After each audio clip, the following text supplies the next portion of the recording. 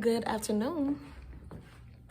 No, I don't have chipmunk cheeks. I just have mints in right now. I just had some good old salsa. It's so good. Welcome back to Learning with Jazly J. Yes, she is still teaching, okay? I know some are like, oh, she hasn't posted videos. Is she still in the classroom? I'm still in the classroom. I just needed to take a hiatus, but I'm back. And I'm well, all right? So today's video is not going to be a vlog. In fact, it's nothing like a vlog. I actually just wanted to stop in and just kind of talk to my friends out there who are considering substitute teaching. Here's a little OOTD before I get started.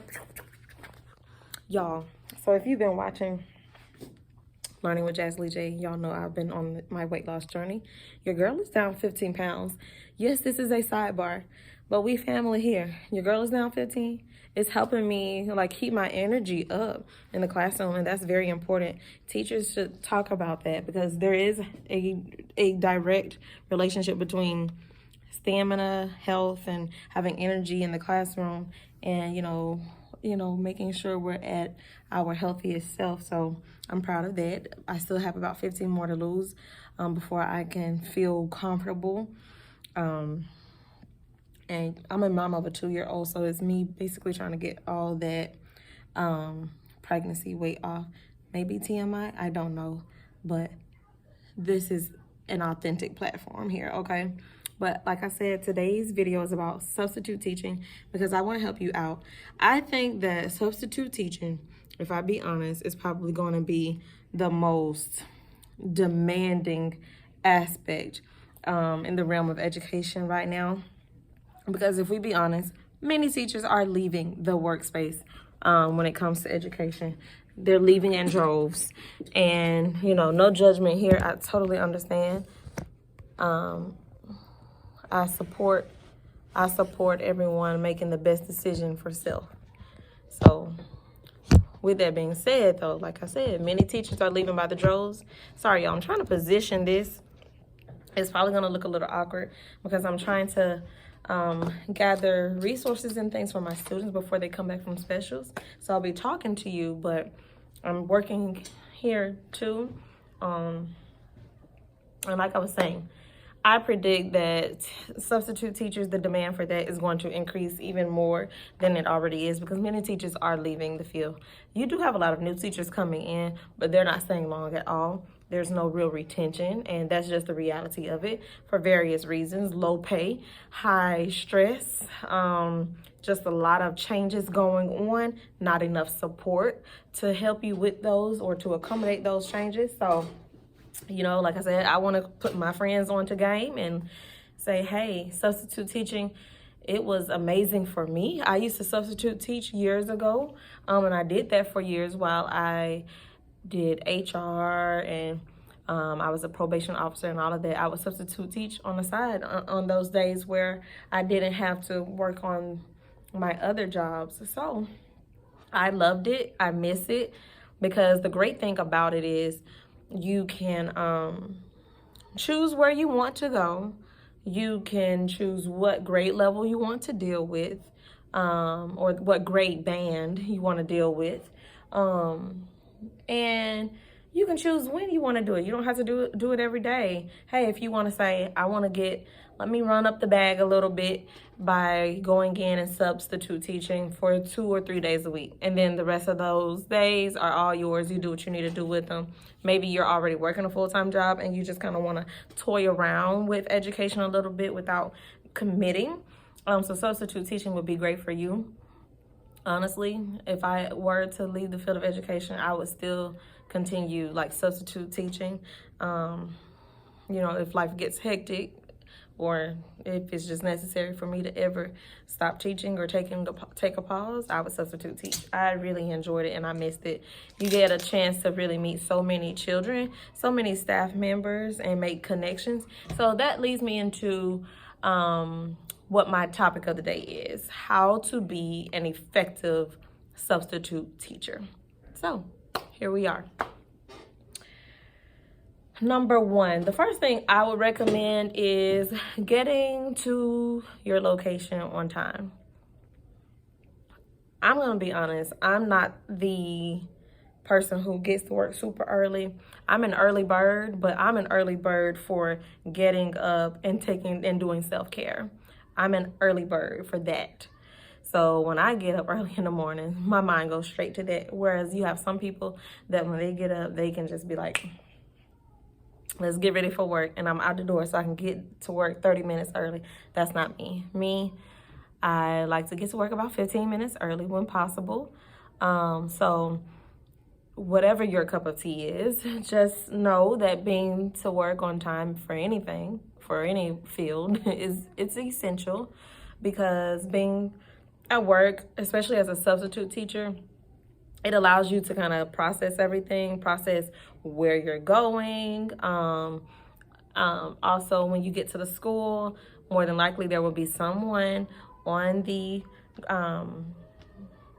on staff who will be ready to assist you with what you need for the day, and you want to catch them when they're not as distracted versus when their class gets there, they're trying to manage their class and then trying to put you on game or put you in the loop of things. That's too much. Don't do that. Don't be that person.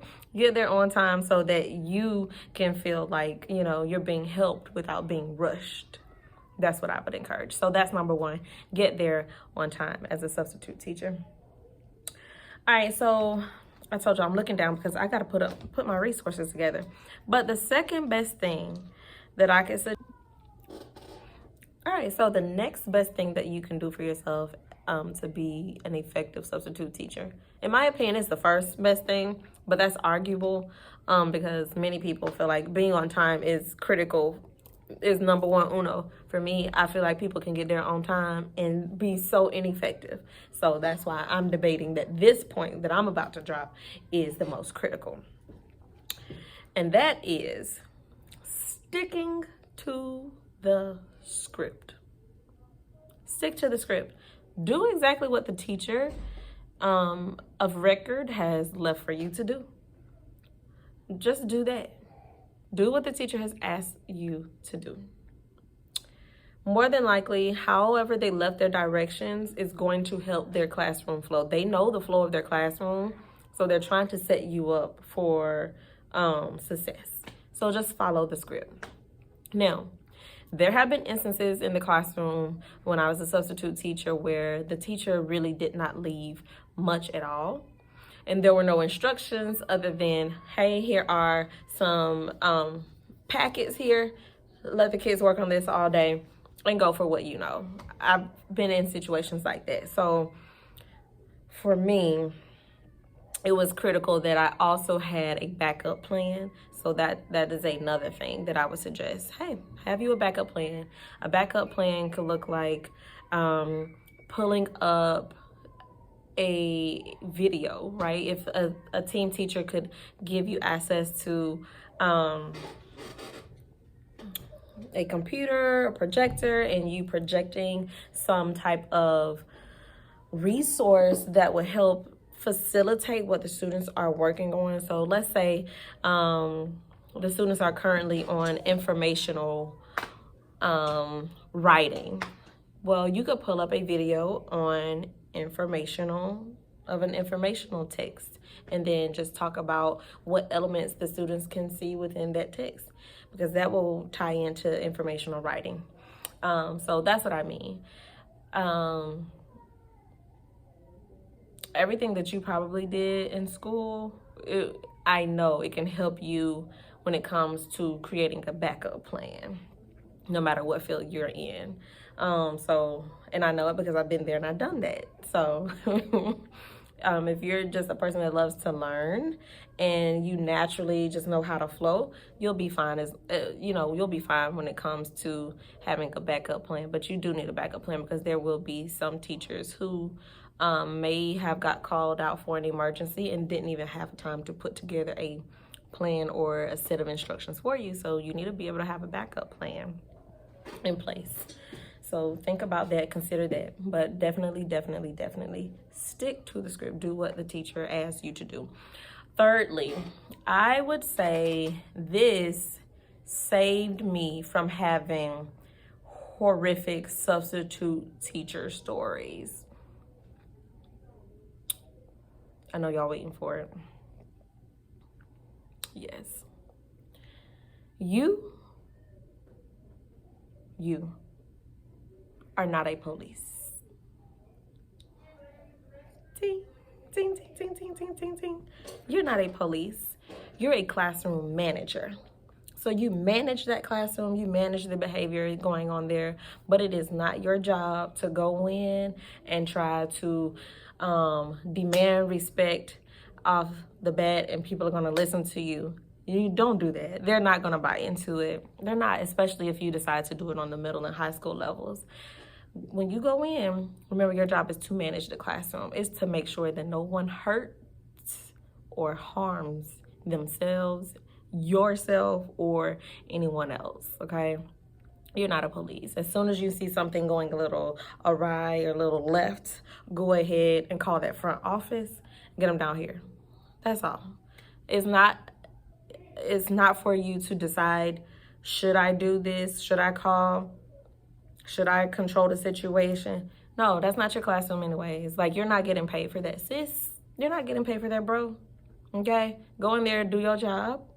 And like I said, if you feel like someone is being disrespectful, you go ahead and call assistance right then and there. But do not be combative. Don't go back and forth. Yes, stand firmly. You better stand firm, because they do need to know, hey, I'm the adult, you're the child, you're the student, but don't be combative, all right? When you know things are, go ahead and just call. That's it. And don't talk about it, just be about it. That has allowed me to miss any horrific stories being a substitute teacher. Kids love me when I was a substitute teacher, because here's the thing. You do need respect, you deserve respect, but you earn respect. And I say that you earn respect by showing respect. So when I go into a classroom, even in my classroom right now as a teacher of record, my biggest goal is to remember that these kids are human beings. They are human beings, and all human beings desire at least one thing. We need or want attention in some way, and that doesn't mean like thirsty for attention or I'm attention seeking, but it means I want to be valued as a human being. Make it clear that you appreciate my existence. Even if you don't appreciate my existence, you respect my existence, right? That's how children feel too. And that's how they feel. So remember that they are humans first. And when they voice something or vocalize something, take a moment to consider it. Take a moment to consider it, because they're just wanting to be heard. That's all it is. All right, so my battery is going low.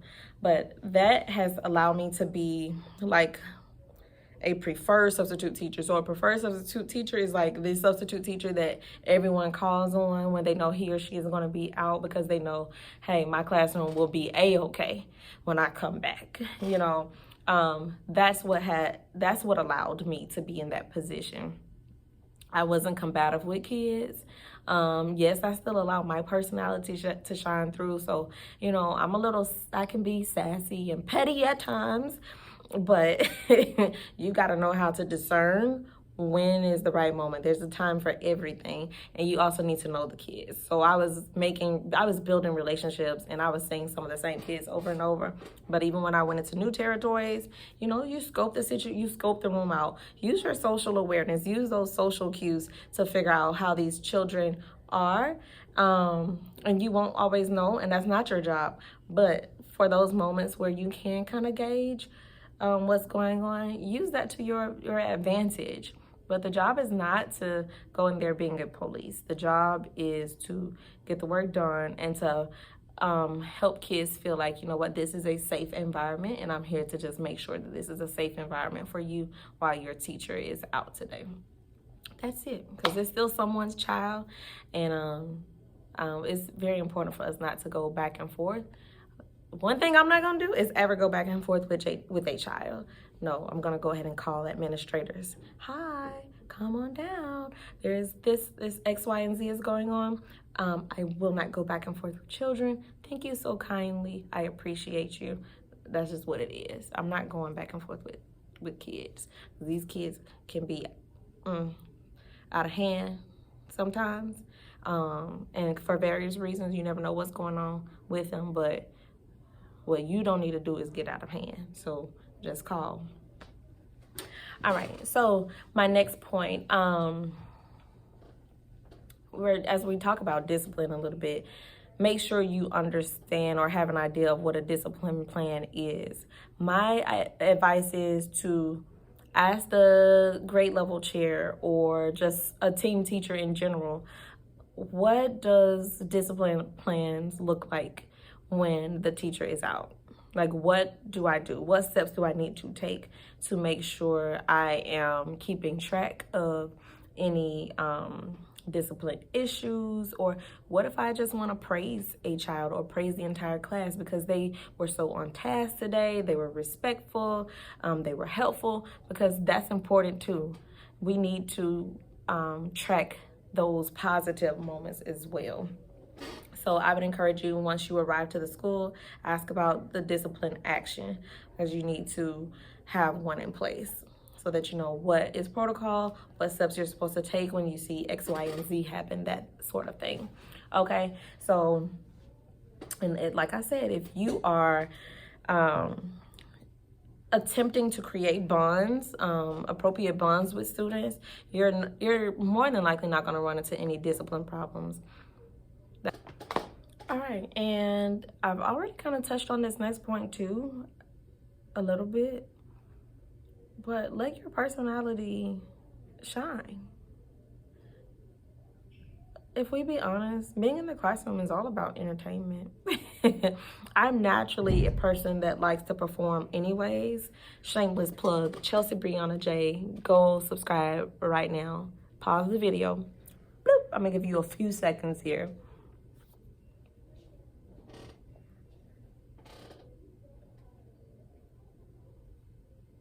It's free. Go and subscribe.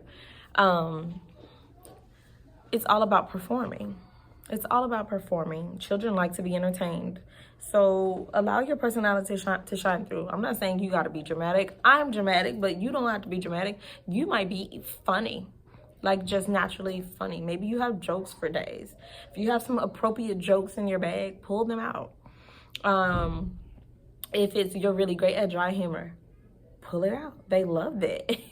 Sarcasm, they love that if it's appropriate sarcasm. So if your personality is just really this all day, then baby, you better be great doing this here all day. Okay? But you allow your personality to shine through. Now, kids can pick up on whether or not you're being yourself. So don't push it, come on, but let your personality shine through so that they, I'm sorry, y'all, some students were at the door, but allow your personality to shine through so that they can connect with you, because again, it's going back to building those bonds, building those positive bonds. Hopefully this has been a helpful session for you. It's not that deep. This is why I really wanted to make this video, because I think we tend to overthink, oh my gosh, like, am I prepared to go and do certain jobs? So you are prepared. You are well prepared. Okay.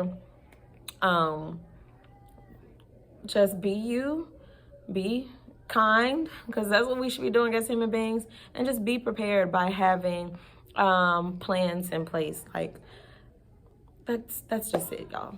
I was about to go into this whole other spiel, but my kids are here now, and I'm going to go ahead and tend to those babies. And again, happy substitute teaching is definitely worth it. Not worth it, but worth it. Definitely worth it. So until next time, continue learning, living, and growing.